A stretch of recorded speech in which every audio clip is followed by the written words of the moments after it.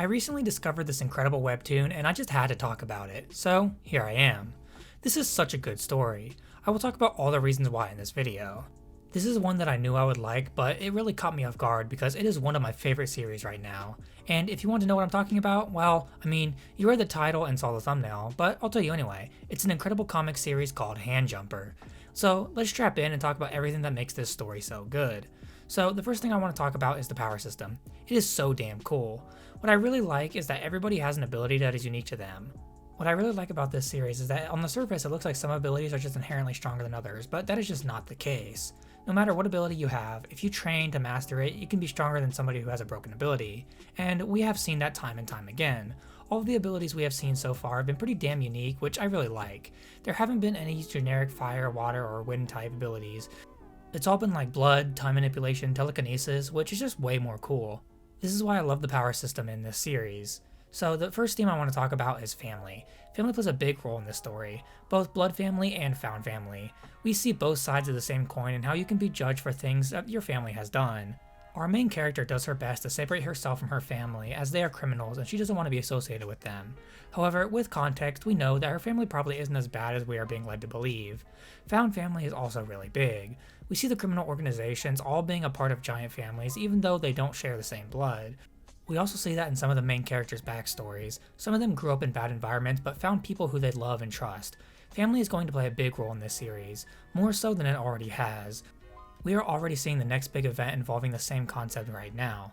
The more we explore this in this comic, the better it is going to be. Friendship plays such an interesting role in the story. The main character at this point in the story has no friends. She did have a friend, however he's no longer around. He is her driving force right now, at least for all the things that she does. Honestly, with the way she is now, her allies will never be her friends. She needs to get humbled really fast if she wants to make friends, but that isn't her goal, so she obviously doesn't care. We have seen in this comic how friends can betray each other and how you really just can't trust anyone, and we take that into every interaction in the story. And that is what makes the handling of friendship so good in Hand Jumper. I love how they portray morals in this story. Our main character starts off as this hyper-moral character who thinks she will never do bad things. That's why she joins the government, because she thinks she can do good there. But, as we see in the story, who is really the morally good side? We have yet to see that. As a matter of fact, it seems like both sides are both very morally gray, and only one side is slightly worse than the other. We just have to wait to see which side that is. Although I already have an idea of which side it is. This story is incredible, with the way it is able to portray all of its elements in the best way possible. We see every single part of this story be important, and I love that. So the character writing in Hand Jumper is next level. There are so many great characters, I could go down a long list of characters, but first we're going to start off with the main character. I do believe her name is pronounced Scion, similar to the color, as like a play on words, since her essence in the series is teal. Either way, she is awesome. I already brought up how she started this story.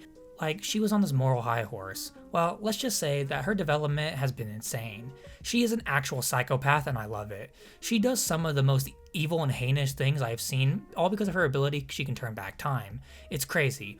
One other thing I really love about her character is that she's extremely book smart, but when it comes to how the world works, she's really just extremely ignorant and uneducated. This leaves her vulnerable to a lot, especially at the beginning of this comic. The next character I want to talk about is Ryujin. She's the polar opposite of Scion in almost every way. They butt heads all the time, and Ryujin rightfully doesn't trust Scion. But somehow, they always have the best adventures together. She isn't as book smart as Scion, but is extremely street smart, and knows what types of people the government are, and what underground gangs really are. Her ability is also extremely broken, but we almost never get to see her use it, unfortunately, as she refuses to use her ability to help the government, and she also has had a limiter placed on her at the beginning of the series. She is by far the best character in Hand Jumper in my opinion. We have learned so much about her past, and we are continuing to see why she is the way she is, and why she doesn't trust Scion or the government. Min is awesome, because he is a super mysterious character. We know basically nothing about him. The only two things we really know are that he was tested on as a child, and that he is involved with Scion's sister, as he was sent over to watch over her. His mysteriousness makes him such a cool character, and when his past gets fully revealed, I bet he is going to be an even better character. There's one last character in the main cell. His name is Issel. He is a very upbeat and bright personality. He is constantly being exploited and manipulated by Scion because he's an extremely moral character and always wants to do what's right. He is a bit naive, but he can be pretty smart in certain rare occasions. This makes him very intriguing, as we don't really know much about him right now. He's not as mysterious as Min, but we still don't really know all that much. There is one last character I want to highlight, and that is Scion's sister, Samin. She is the leader of an underground gang. She raised Scion, but kept her ignorant of the world. Honestly, Salmon is a really interesting character because I really have no idea what she is planning. I have no idea if she is a good person or a bad person. Hell, I have no idea what her ability is. I just know she has a teal essence. She is so mysterious, but that also makes her so interesting. She is by far the most interesting character in Handjumper because her plans and everything she has done up to now are completely mysterious. Like, she hates the government, their mother hated the government, so why did both of them keep Scion ignorant of the world and let her join the government faction? Her intentions are unknown, but that is what makes her awesome. The more we see her, the more that slowly gets revealed, and I am so excited for when we get to see everything unfold. Handjumper is a really incredible series with so many different things constantly going on in the background.